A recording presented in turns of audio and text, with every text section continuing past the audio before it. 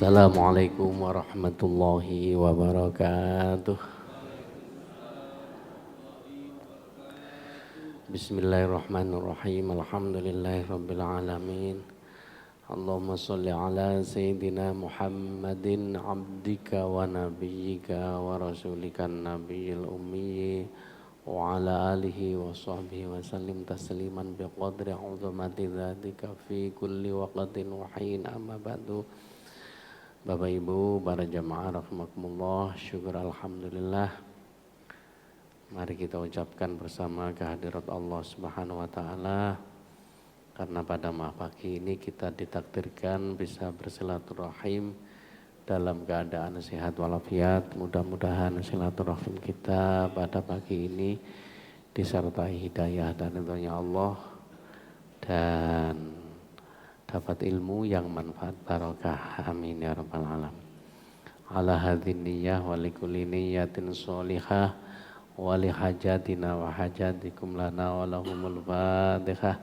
A'udzu billahi minasyaitonir rajim. Bismillahirrahmanirrahim. Alhamdulillahi rabbil alamin. Arrahmanir rahim. Maliki yaumiddin. Iyyaka na'budu wa iyyaka nasta'in. Ihdinas siratal mustaqim. Shiratal ladzina an'amta 'alaihim ghairil maghdubi 'alaihim waladdallin. Mari kita awali dengan bacaan sholawat sekali. Mudah-mudahan kita semua termasuk orang-orang yang mendapatkan syafaat dan bertemu Rasulullah kelak di hari kiamat. Amin ya rabbal alamin. Sallallahu ala Muhammad. Sallallahu alaihi wasallam. Sallallahu ala Muhammad. Sallallahu alaihi wasallam. Bapak Ibu yang kami hormati,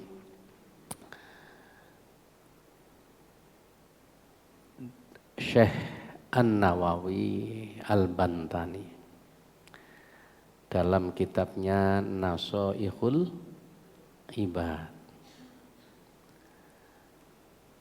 beliau menceritakan perjalanan spiritual seorang ulama besar kekasih Allah yang bernama Syekh Abu Bakar Asy-Syibli, atau yang dikenal dengan sebutan Imam Asy-Syibli. Imam Asy-Syibli ini punya guru namanya Syekh Ibnu Mujahid. Muridnya banyak, santrinya juga banyak. Hampir setiap hari rumahnya tidak pernah sepi dari para jamaah, para santri yang sowan untuk ngalap keberkahan doanya. Suatu ketika Asy-Syibli datang sowan kepada beliau. Begitu melihat Imam Asy-Syibli, beliau langsung bangkit dari tempat duduknya, kemudian merangkul dan mencium keningnya. Karena penasaran, merasa diistimewakan oleh gurunya dan ini tidak dilakukan kepada yang lainnya, akhirnya beliau bertanya, "Syekh, kenapa engkau melakukan ini kepadaku?"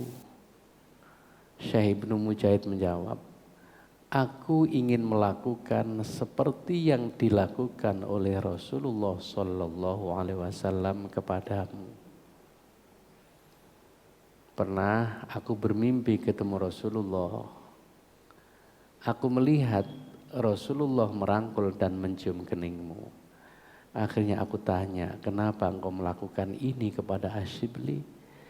Rasulullah waktu itu menjawab, "Aku senang dan cinta kepada Asy-Syibli karena setiap habis sholat beliau tidak pernah lupa selalu membaca ayat yang terakhir surat At-Taubah dan dilanjutkan dengan membaca sholawat kepadaku." Ayat yang terakhir surat At-Taubah niku napa Pak? Nah, pintar. Muridnya Prof. Ali Aziz. Guru kita semua, mudah-mudahan beliau sekeluarga sehat lahir batin, panjang umur yang barokah. Ya, ayo dibaca sama-sama. A'udzu billahi minasyaitonir rajim. Laqad ja'akum rasulun min anfusikum azizun 'alaihi ma 'anittum harisun 'alaikum bil mu'minina raufur rahim. Fa in tawallaw faqul hasbiyallahu la ilaha illahu alaihi tawakkaltu wa huwa rabbul arsyil azim. Dan kemudian dilanjutkan sallallahu alaika ya Muhammad atau sallallahu ala Muhammad. Nah, makanya mulai sekarang supaya kita dicintai Rasulullah dan kelak mendapatkan syafaatnya, zikirnya ditambah. Ya, laqad ja'akum sampai selesai dan ditambah sholawat sekali saja. Ya. Nah, ketika itu kemudian dikonfirmasi kepada Asyibli, apa betul wahai Asyibli engkau membaca seperti yang disampaikan Rasulullah ini? Asyibli menjawab, iya, memang betul. Aku setiap habis sholat tidak pernah lupa membaca ayat yang terakhir surat At-Taubah tadi dan membaca sholawat seperti yang disampaikan Rasulullah kepada panjenengan. Nah, ini artinya bahwa mimpi tapi persis dengan kenyataannya, karena memang bukan mimpi biasa, tapi mimpi ketemu siapa? Rasulullah Sallallahu Alaihi Wasallam. Bapak Ibu, dalam hadis sahih Rasulullah bersabda begini, man ro'ani fil manami faka'annama yaroni fil yaqdha. Barang siapa yang bermimpi ketemu aku, maka pada hakikatnya sama dengan ketemu aku dalam keadaan sadar dan terjaga. Fa inna syaitana la yatamatsalu bi, karena sesungguhnya syaitan tidak mampu menyerupai bentuk wajahku. Nek kula jenengan nate ngipi ketemu almarhumah keluarganya, mbah-mbahnya yang sudah meninggal, itu bisa benar bisa tidak. Kan kadang-kadang enten sing nate ngipi nggih. Nah, sok-sok ngoten. Tapi kalau mimpi ketemu Rasulullah dijamin itu adalah anugerah yang luar biasa yang patut kita syukuri bersama. Biasanya hanya orang-orang pilihan yang berhati bersih yang bisa dikendaki oleh Allah mimpi ketemu Rasulullah. Walaupun kita ngipi ngoten mboten semua orang. Adakah di antara Bapak Ibu yang nate ngipi ketemu Kanjeng Nabi? Halo. Nate napa dereng, Pak? Wong kula sing ngomong nggih dereng. Makanya Masya Allah, mudah-mudahan sholawat yang kita baca tadi kelak kita termasuk orang-orang yang diampuni, dirahmati oleh Allah barokah baca sholawat. Allahumma bila ingin berjumpa Nabi di dalam surga, senangkan dulu hatinya dengan sholawat. Bila ingin selamat nanti dari neraka, mintalah syafaat pada Nabi Muhammad. Jangan ragu, jangan tunggu waktu, istiqomalah sholawat setiap waktu. Jangan ragu, jangan tunggu waktu, istiqomalah sholawat setiap waktu. Sing mburi kita baturu kabeh. Pun ngantuk? Ayo selawat sama-sama nggih. Iki kok nganguk tak nyedek kula nggih. Ayo selawat sama-sama. Allahumma sholli ala Muhammadin. Ya Rabbi sholli alaihi wasallim. Allahumma sholli ala Muhammadin.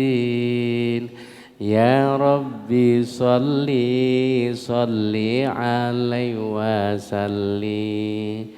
Bila ingin bahagia dalam rumah tangga, modal utama adalah ilmu agama. Bila ingin melihat Nabi di hari kiamat, teguhkan cintamu pada Nabi Muhammad. Allahumma sholli ala Muhammadin. Ya Rabbi sholli alaihi wasallim. Allah li ala Muhammadin. Ya Rabbi sholli alaihi wasallim. Masya Allah, iki sarapan wis siap iki das pundi iki? Bapak Ibu, ada kapal sedang berlabuh. Mampir sebentar beli durian. Setelah kita semua jamaah sholat subuh dilanjutkan dengan pengajian. Kalau Bapak Ibu suka durian, silakan beli di Balikpapan. Setelah kita semua pengajian dilanjutkan dengan alhamdulillah. Ini lanjut apa sarapan sih? Oke. Sallallahu Muhammad. Bapak Ibu yang kami hormati, Syekh Ibnu Athaillah As-Sakandari dalam kitabnya Al-Hikam, beliau dawuh begini. La tatruki dzikra li'adami huduri qalbika ma'allahi. Janganlah engkau berhenti berzikir kepada Allah meskipun hatimu dalam keadaan lalai. Meskipun hati dan pikiranmu belum bisa khusyuk dan konsentrasi. Li'anna ghaflataka an wujudi dzikrihi asyaddu min ghaflatika fi wujudi dzikrihi. Karena kelalaianmu, tidak khusyukmu tanpa berzikir kepada Allah, itu dampaknya jauh lebih buruk daripada kelalaianmu tapi masih mau berzikir kepada Allah. Asa ayyarfa'aka min dzikrin ma'a wujudi ghaflah ila dzikrin ma'a wujudi yaqdhah. Siapa tahu suatu saat nanti Allah yang mengangkat zikirmu dari zikir yang lupa, yang lalai menjadi zikir yang penuh kesadaran. Wa min dzikrin ma'a wujudi yaqdhah ila dzikrin ma'a wujudi khudur. Suatu saat nanti siapa tahu Allah meningkatkan dari zikir yang penuh kesadaran menjadi zikir yang seakan-akan hadir di hadapan Allah. Wa min dzikrin ma'a wujudi khudur ila dzikrin ma'a ghibatin amma siwal madhkur. Dari zikir yang seakan-akan hadir di hadapan Allah meningkat kembali menjadi zikir yang bersifat fana. Artinya tidak ada yang diingat lagi kecuali siapa? Allah. Bapak Ibu, ternyata untuk menjadi khusyuk, menjadi penuh konsentrasi saat berzikir atau berdoa, itu merupakan anugerah dan kehendak Allah yang luar biasa. Dengan kata lain, tidak semua orang saat doa, saat zikir ini bisa khusyuk dan konsen. Walaupun demikian, tetap jangan pernah berhenti berzikir kepada Allah meskipun bedereng saged khusyuk. Nek pancene durung wayahe iso tutuk khusyuk, ya aja dikhusyuk-khusyukno. Sebab untuk bisa khusyuk ini merupakan kehendak siapa? Allah. Contoh, kula jenengan diperintahkan sholat 5 waktu ini adalah dalam rangka aqimis sholata lidzikri, agar kita banyak zikire ilingi nang Gusti. Pertanyaannya, ketika kula jenengan sholat mulai takbir pertama sampai salam, kira-kira kathah zikire, kathah ilingetan Gusti Allah napa kathah ngelamune? Pak, akeh zikire napa kathah nglamune? Loh, kula niki lho masih iso ngomong kaya ngeten ini prakteknya tidak semudah yang diucapkan. Makanya alhamdulillah kula niki saged konsentrasi, saged nangis ketika mengikuti pelatihan training sholat bahagia yang diasuh oleh guru kita semua, Prof. Kiai Haji Ali Aziz. Masya Allah, itu luar biasa. Salah satu latihan untuk bisa khusyuk dan konsentrasi. Loh, Bapak Ibu yang kami hormati, pengalaman kulo ketika Ramadan dapat jadwal traweh, dilalah arepe budal niki golek dompet mboten kepanggih. Nek sampai ngenteni ketemu ini dompet, iso-iso ketinggalan wong terbatas waktune. Akhirnya berangkat tanpa membawa dompet. Lu ngoten niku salat, ngimami. Lesan kula maca Fatihah koyo ya bismillahirrahmanirrahim. Lu ngoten niku isine omah ketok kabeh. Rumangsaku mang tak keleng ndur TV kok gak ono. Akhirnya rukuk subhana rabbiyal azimi wa bihamdi. Lho ngoten niku lambe goleki. Iki engko nek sampe bojo njaluk dhuwit padahal dhuwite engko jero dompet. Sami Allahu liman hamidah.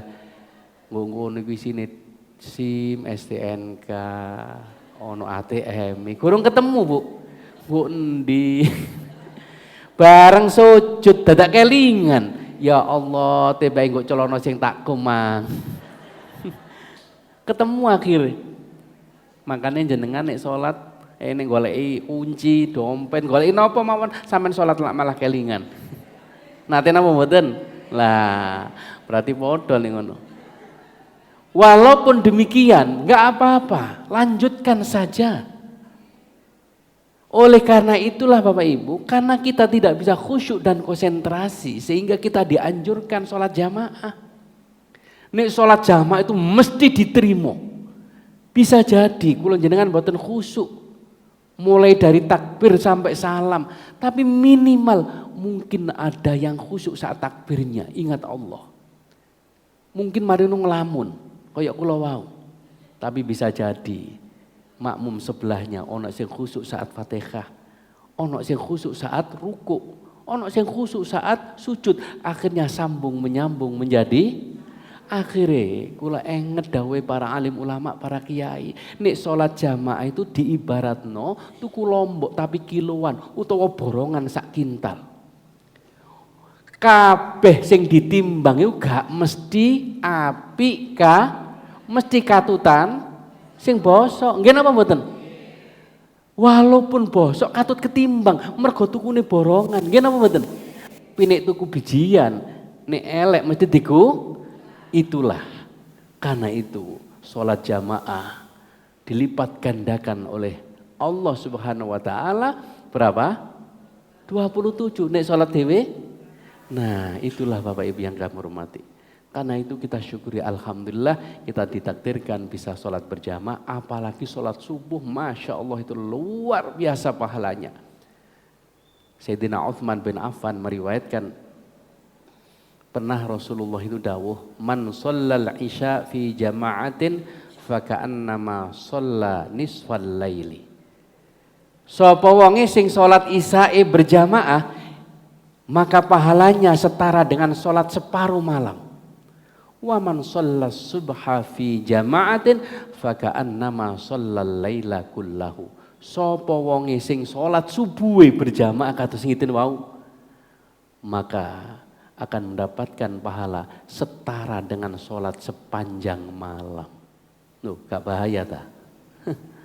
Masya Allah, muga-muga hajat kula jenengan sing salat jamaah sedaya dikabulkan Allah, diridhoi Allah, dan kelak di akhirat kula jenengan diizinkan bertemu baginda Rasulullah sallallahu alaihi wasallam, ketemu kembali di surganya Allah. Amin ya rabbal alamin. Bapak Ibu, karena khusyuk tidak mudah, maka saya kemudian teringat satu riwayat. Ada seorang saudagar kaya raya. Piyambake niku nyimpan dinar dirham di dalam rumahnya. Dilala pas saat membutuhkan kesupen lali. Saking bingungin nih sampai duwe hilang, akhirnya sowan kepada Imam Hanafi. Begitu sowan ditangkep, "Kenapa, Pak? Syekh, mohon maaf. Saya ini menyimpan dinar dirham di dalam rumah. Dilalah kula kesupen di mana tempatnya? Padahal saya sangat membutuhkannya." Kula jenengan umpama ana tangga kelangan duit takok jenengan terus pun dijawab Bu. Wong disimpen nggo omahe dhewe lali takok tanggane. Nek aku tak jawab sama ini gedang godhog gerang tapi goblok kan ngono. Iku kan padha karo nuduh. Karena Imam Hanafi ini seorang ulama, akhirnya tanglet, kenapa kamu tanyakan pada saya? Bukankah itu di dalam rumahmu, uangmu sendiri, yang kamu simpan sendiri? Piyambake membaca satu ayat, fas'alu ahla dzikri in kuntum la ta'lamun. Syekh, bukankah Allah yang berfirman dalam Al-Quran, tanyakan kepada ahlul dzikri, ulama, in kuntum la ta'lamun, kalau kamu tidak mengerti, tidak tahu tentang sesuatu. Maksudnya ayat ini, nek kula jenengan gak ngerti masalah agama, misale arepe berangkat haji umroh, gak ngerti tata carane, syarat rukune, datanglah kepada ustadz kiai ulama, lali ngele duit takok nang ngone kiai. Karena dia sudah membaca ayat, Imam Hanafi jawab, oh ngoten tah nggih. Kalau begitu sekarang pulanglah. Nanti kalau sampai di rumah ambil air wudhu, sholatlah sunat 2 rakaat. Saya doakan semoga Allah menemukan uangmu. Temen Bu, barang ngoten mantuk dipraktekno. Dilalah. Di tengah-tengah sholat gurung sampai salam kelingan. Langsung dipercepat sholat wis ketemu. Begitu kelingan langsung diambil. Wah, saking senengnya mergo wis ketemu. Barokah petunjuk dari siapa?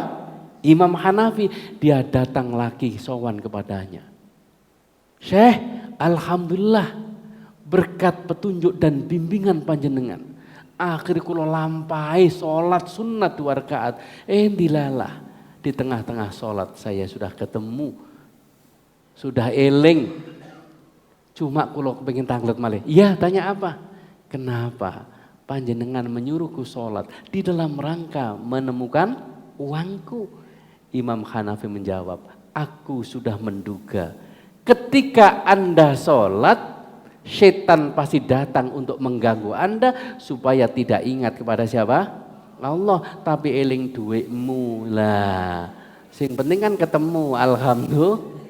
Maksud saya Bapak Ibu, loh gak khusyuk mawon menyelesaikan masalah. Apa maneh kalau karena itu ini sejalan dengan firman Allah. Ya ayyuhalladzina amanu sta'inu bis-sabri was-shalah. Innallaha ma'as sabirin. Nek kula jenengan punya masalah, sedang mendapatkan cobaan ujian atau menghadapi sesuatu yang kurang mengenakan dalam hidup, maka minta tolonglah kepada siapa? Allah. Dan semua itu dihadapi bisobri dengan wassalah, tapi jangan diatasi sendiri. Ketika menurut daya dan kemampuan kula jenengan tidak mungkin bisa diatasi, ojo diatasi dewe, libatkanlah Allah di dalamnya dengan jalan wassalah.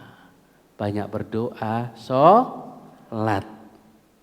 Innallaha ma'as-sabirin. Allah akan selalu hadir menyertai setiap langkah dan perjalanan hidup kita. Karena itu di dalam bukunya guru kita Prof. Ali Aziz ya, yang judulnya terapi sholat 60 menit terapi sholat bahagia, itu ada satu riwayat, beliau mengutip satu riwayat perjalanan seorang sahabat namanya Robi'ah bin Ka'ab. Robi'ah bin Ka'ab ini matur datang Rasulullah sallallahu alaihi wasallam. Ini karena memang beliau sahabat Rasulullah yang selalu berkhidmat melayani Rasulullah. Di mana Rasulullah berada, Robi'ah bin Ka'ab selalu ada di sampingnya. Sehingga suatu saat piyambake ditanya oleh Rasulullah, "Wahai Kak Robi'ah, mintalah kepadaku, akan aku kabulkan." Karena jasanya begitu besar, Rasulullah kepingin berbaik hati. Cara kula jenengan kepingin memberikan sesuatu yang kenang-kenangan tapi yang sesuai dengan hatinya, sehingga ditawari dulu. Mintalah sesuatu, akan aku kabulkan. Akhirnya piyambake jawab, "Ya Rasulullah, izinkan aku untuk berpikir." Akhirnya beberapa hari kemudian piyambake iku mikir, kira-kira njaluk apa ya? Bareng ketemu datang kepada Rasulullah setelah 3 hari. "Wahai Ka'ab, apakah kamu sudah menemukan sesuatu yang hendak kamu minta kepadaku?" "Sudah ya Rasulullah." "Silakan sampaikan." "Mintakan aku kepada Allah agar kelak di akhirat aku bersamamu di dalam surga." Coba. Maksudnya Kanjeng Nabi ku mbiyen njaluk apa kan ngoten. "Loh, kenapa kamu meminta itu?" "Ya Rasulullah, kalau saya minta istri, dicarikan istri misalnya, toh cepat atau lambat semua akan berpisah." Ngene apa mboten? Apakah cerai, apakah nanti salah satu meninggal, akan berpisah. Kalau aku minta dunia, semua akan fana dan akan aku tinggalkan. Karena itu aku ingin minta sesuatu yang kekal, yaitu mintakan kepada Allah agar aku bersamamu di dalam. Nah, akhirnya Kanjeng Nabi dawuh, "Fa'inni bikathratis sujud." Kalau begitu, bantulah aku untuk memenuhi keinginanmu itu dengan memperbanyak sujud kepada Allah, dengan memperbanyak sholat. Sopo pancen sregep zikir lan ngaji, mongko uripe ing donya bakal aji. Kabeh kebutuhane dicukupi ilahi, sok nang akhirate insyaallah disyafaati, mlebu suwarga bareng-bareng Kanjeng Nabi. Allahumma sholli ala sayyidina Muhammadin bil qulubi wa dahiha wa afiyatil abada wa shifaiha wa nuril absari wa dhiyaiha wa ala wa sahbihi wa sallim. Bapak Ibu, pernah saya nyanyi seperti ini, ada seorang ibu-ibu yang memuji saya. Ustadz, alhamdulillah suaranya bagus, sampai membuat saya terharu katanya. Cuma sebelah lho, kok ono sing mentolo nyaut ngeten.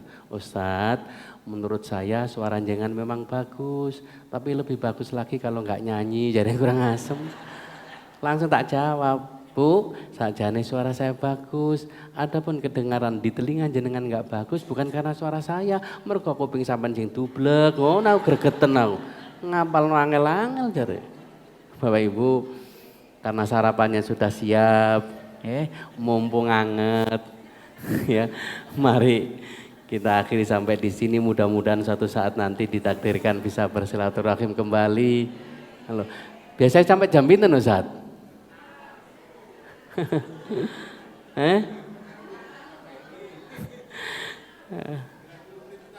Ngoten ta?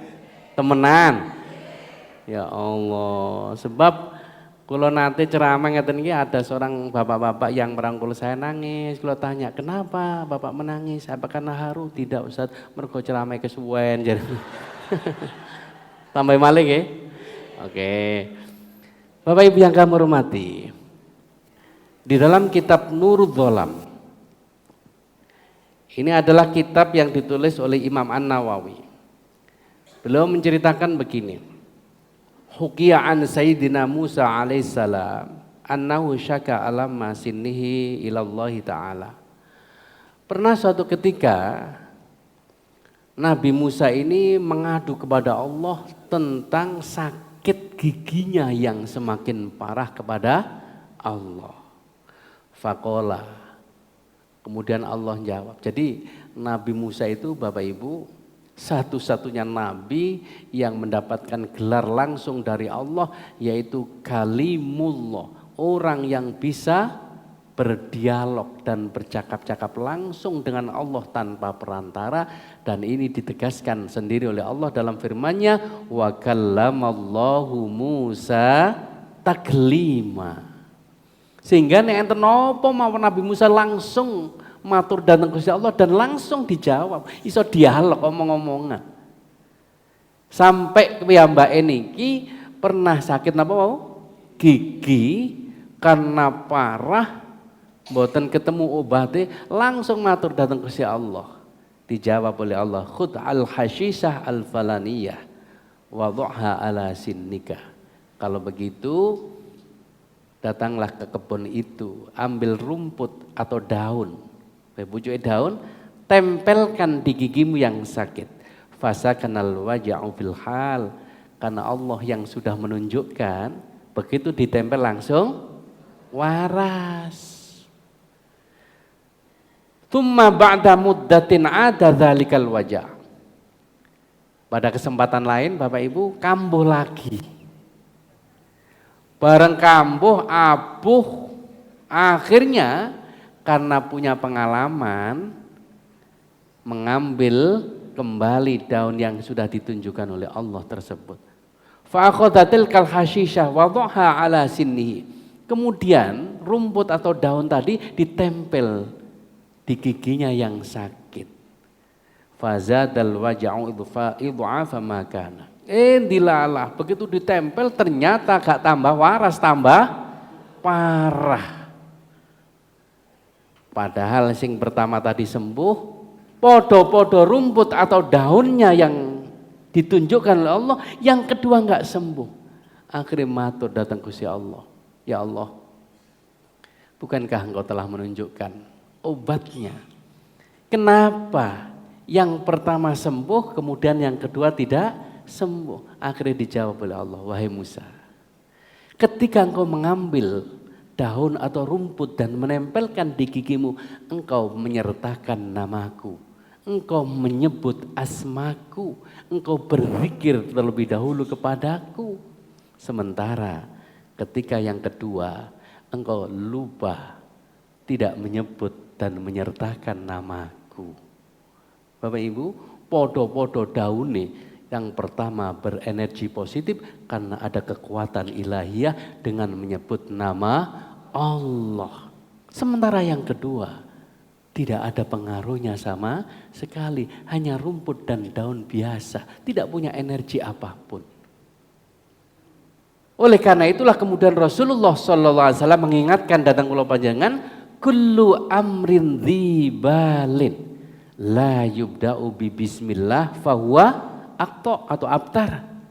Nek kula jenengan nglampahi napa mawon kok tidak diawali minimal menyebut nama Allah dengan membaca napa?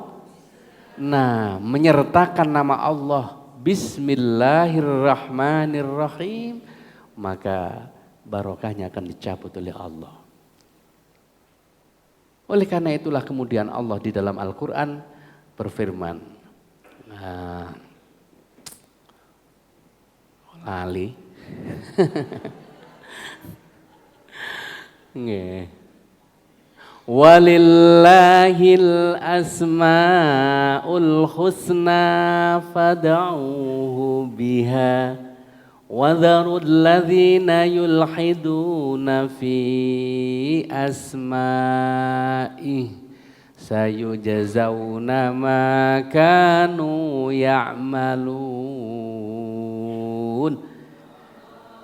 Kita dianjurkan membaca doa dengan Asmaul Husna. Allah punya nama yang indah, yang mulia, Asmaul fad'uhu biha. Berdoalah. Oleh karena itu ada asma Allah di dalam Asmaul Husna yang kemudian diambil menyatu dalam kalimat Bismillahirrahmanirrahim. Ar-Rahman dan Ar-Rahim. Nah itu. Makanya Kanjeng Nabi mengingatkan ketika kita keluar rumah jangan lupa berdoanya. Keluar rumah gimana? Bismillahirrahmanirrahim. La haula wala quwata illa billah. Loh, kelihatan sepele, tapi kata Rasulullah dengan kalimat itu malaikat langsung berdoa kepada Allah, kufita wa hudita wa wukita. Engkau akan dilindungi, dibimbing dan dijaga oleh Allah Subhanahu wa taala. Engkau akan dicukupi, dilindungi dan dibimbing oleh Allah Subhanahu wa taala. Fatanaha lahu syayatin, dan setan-setan pun lari menjauh darinya. Wa qala lahu syaitanu akhar, dan kemudian ada salah satu seorang setan yang bilang kepada temannya, kaifalaka birajulin kufiya wa hudiya wa wuqiya. Bagaimana mungkin kita mampu menggoda dan memperdaya orang yang telah dicukupi, dibimbing dan dilindungi oleh Allah Subhanahu wa taala dengan satu kalimat bismillahi tawakkaltu 'alallah. Loh, walaupun ketoke gampang. Kira-kira kata laline apa ilingi? Bapak-bapak wau ketika keluar rumah baca doa itu? Halo? Bu? Alhamdulillah ibu-ibu, bapak-bapak menengai berarti gak jawab. Gak moco. Loh saestu. Itu menunjukkan bahwa ketok zikir gampang. Kalau tidak kita niati sungguh-sungguh dan mohon bimbingan Allah, nggih mboten gampang. Oleh karena itu saya kemudian membayangkan, ternyata husnul khotimah itu mboten gampang kalau tidak dilatih. Nggih napa mboten? Wong kula dhewe niki masyaallah suatu ketika belajar niku ya maca donga sambil nyetir, maca sholawat, maca ayat-ayat yang kita baca. Dilalah dibela anak kula, Pak. Aja lali tukokno KFC. Ngoten niku akhire sepanjang perjalanan kula nglamun, nggo endi ana KFC iki ya ngono. Dari perjalanan toko Sidoarjo, McD-ne ning gone kono taman iku, Aloha. Nggone KFC, nggone anu. Dadi sepanjang jalan itu ngembek golek KFC. Naudzubillah, andai kata kita pas ngelamun eling-eling KFC, lu kok ono kecelakaan mati, maka yang ditulis bukan kalimat Allah tapi KFC. Lu gak bahaya ta? Ngene apa mboten? Masya Allah. Kula nggih mikir ngoten niku. Makane dungane muga-muga kalaulah suatu saat dipanggil Allah, muga-muga dalam keadaan berzikir, dalam keadaan husnul khotimah. Bapak Ibu yang kami hormati, niki fadilah zikir, doa. Nggih. Kula nate cilik biyen niku nate balu-dalu perut kula niki sakit. Nah, desa kula niku namanya Belut, kecamatan Mantub. Itu jaraknya sekitar 5 sampai 7 kilo. Waktu niku dereng enten aspalan, dereng enten paving, Bu. Nek udan niki bletok, ngerti bletok? Bletok niku nek numpak sepeda motor utawa sepeda niki mboten sepedae sing ditumpaki, tapi sepeda naik ke mergo mboten saged, Pak. Lah, sehingga nek ana wong lara iku mboten langsung dibawa ke puskesmas ten dokter mergo adoh. Lho mbiyen niku waktu teng lara niku mbah niku mlayu ten ngene pinggir pager gelek daun simbukan. Lho sampean kok ya iso jawab simbukan ya? Berarti sampean ya wong desa lek ngono, Bu. Loh. Ini artinya jenengan niku kan boten wong Lamongan. Tiang pundi? Jangan tiang-tiang Lamongan jangan padha ae ngalerene. Kok iso jawab kabeh? Nomor loro, kula niki nate anyang-anyangen. Pipis gak lancar. Lho mbah iku njogo merang lho coba padha berarti ndak iso kabeh. Merang niki dicancang ten ngene apa kuwi? Lho kok gak nggo panuke kan ngoten lho. Nggo jempolan. Lho ngoten atas izin kekuasaan Allah. Kok iso lancar pipise? Wet dicancang simbukan. Mboten kok digejek diombe mboten, dicancang. Lho ngoten niku nuntute dasu sambune kok ya persis simbukan. Bapak Ibu, kadang-kadang kalau mikir jenengan tadi jawab merang, simbukan, berarti nek ngono wong biyen niku cara terapinya nggih ngoten niku. Nek ditinjau secara medis dokter gak nyambung, Pak. Wong gak ada sentuhan sama sekali antara sakit dan obatnya. Sing lara jerone, sing dicancang jabone. Sing lara manuke sing dicancang. Lho coba. Tapi apa yang menghubungkan? Walillahil asmaul husna. Mergo ada asma Allah di dalamnya, yaitu kalimat bismillahirrahmanirrahim. Itulah yang kemudian Allah memberikan kesembuhan. Wasilahnya melalui simbu atau merang. Oleh karena itulah Bapak Ibu, mudah-mudahan mulai sekarang kita belajar bersama-sama dan mendapatkan bimbingan dari Allah. Dan kalaulah kemudian Allah mentakdirkan kita mati, moga-moga dalam keadaan husnul khotimah. Amin ya rabbal alamin.